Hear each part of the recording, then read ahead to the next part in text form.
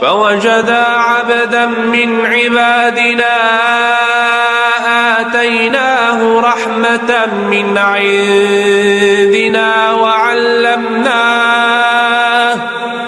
وعلمناه من لدنا علما. عليكم ورحمة الله وبركاته طلابي وأحبابي الصف الثالث الإعدادي مع درسنا الأول حاصل الضرب الديكارتي.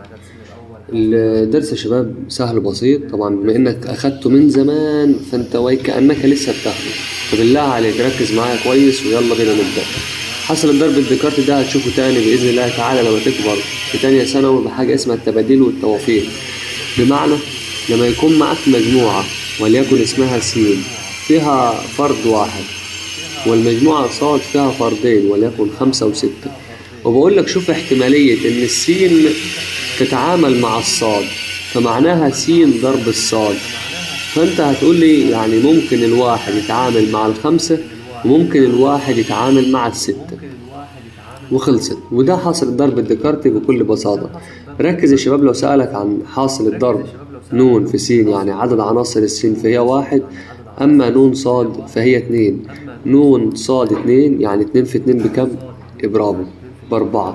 لو قالك إن نون س في صاد دي بتساوي 15، ونون س 2 دي بتساوي 9، فيا ترى نون صاد بكام؟ طبعا دي 15 تمام يا مستر، بس دي نون س 2 أنا عايز نون س بس اللي هي 3 في كام يديك 15؟ برافو 3 في 5. النقطة الثانية الأساسية اللي تخلي بالك منها في هذا الدرس وهي تساوي زوجين مرتبين. يعني ايه أقول إن زوج مرتب اسمه س وصاد بيساوي 5 و3؟ معناها إن المسقط الأول بيساوي 5 والمسقط الثاني بيساوي 3. وآخر حتة في الدرس بيقول لي خلي بالك من مواقع الإشارات، إن كل إشارة ولها مكان، فده اسمه ربع أول، ده ربع تاني، وده التالت، وده الرابع. في الربع الأول لازم تكون موجب وموجب، في الربع الثاني سالب وموجب، في الربع الثالث سالب وسالب، والربع الرابع بتكون موجب وسالب. إذا كانت تقع على محور السينات فأكيد الصاد هتكون ب0، لو يقع على محور الصادات فأكيد السين هتكون ب0.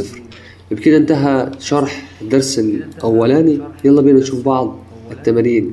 بيقول لك الزوج المرتب 3 و5 ينتمي لمجموعة الحل لما تضرب 3 و6 في س. طبعا يا مستر 3 و5 3 وال5 يبقى أكيد السين هتطلع معايا، برافو تطلع معايا ب5. ال5 مضروبة في ألف باء فهتبقى 5 و3 5 و4، فدي ممكن 3 ودي 4 فتطلع مجموعهم برافو اديني 7. السؤال اللي بعده بيقول لو كانت ال7 ضرب س وصاد هتبقى 5 7 و5 7 و2، فممكن السين تبقى ب5 والصاد ب2 أو العكس 2 و5. فلو على الشكل الأولاني هتطرحهم فهيديك 3، لو على الشكل التاني هتطرحهم هيديك سالب 3. فعلشان كده الحل الأدق والصحيح إنك تاخد موجب أو سالب 3.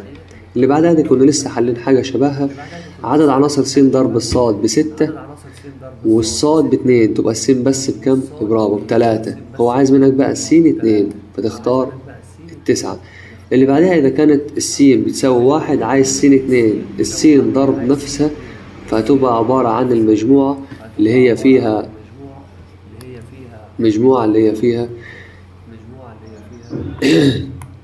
زوج المرتب 1 و1. النون س في فاي نون اللي هي عدد العناصر، وعدد العناصر هيكون 0، عدد عناصر 0. ولكن لو جاتني نفس المسألة هي بدون النين نون وقال لي س في فاي بتساوي، إذا بتساوي فاي، بتكون مجموعة خالية. حلوة النين دي. هنا بقى يا شباب ركز معايا في هذه المسائل، هنحل الحل بتاعنا مباشرة. هيقول لك السين في صاد 1 و2 1 و3. يا ترى السين فيها ايه؟ برافو السين فيها 1 والصاد فيها ال2 وفيها ال3، فلما تعمل لهم الاتحاد هيبقى 1 و2 و3. احنا قلنا الصاد فيها ال2 وال3 اللي هم حاجتين، يبقى نون صاد 2 لما تضربها في نفسها برافو يديني 4. الاختبار الثاني بيقول لي س في صاد واحد وواحد، واحد وتلاتة، واحد وخمسة، فتبقى السين هي المسقط الأول حسب المسألة اللي هي كام؟ برافو، اللي هي واحد، فالسين فيها مجموعة واحد. الصاد هي المسقط الثاني اللي فيها واحد وتلاتة وخمسة، واحد وتلاتة وخمسة. خلي بالك المسألة دي مهمة، مكررة في 50 محافظة. صاد في سين انك بتعكسهم، يعني هتبقى مجموعة واحد وواحد، تلاتة وواحد، خمسة وواحد، بتعكسهم. بدل ما هي سين وبعدين الصاد، لا، هتبقى الصاد وبعدين السين، هتبدلهم. صاد اتنين يا مستر، دي صاد اتنين دي عايزة مكان واسع بصراحة عشان أعرف أحلها لك. تمام، اتفضل يا فندم، مكان واسع معاك.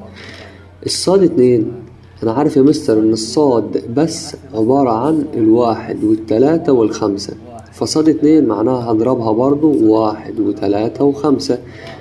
حاصل الضرب الديكارتي عبارة عن مجموعة الأزواج المرتبة التي مسقطها الأول ينتمي للمجموعة الأولى ومسقطها الثاني ينتمي للمجموعة الثانية.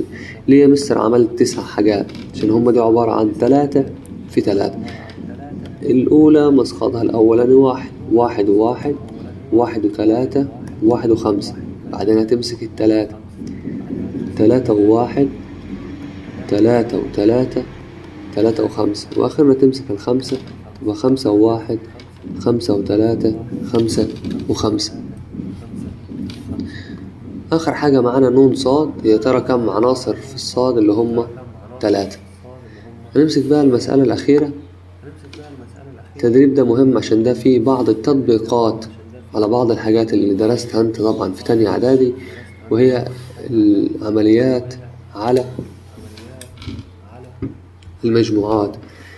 سين ضرب الصاد، يعني اضرب لي سين في صاد، هجيب السين ضرب الصاد لوحده كده في الأول وشوف هيديني ايه.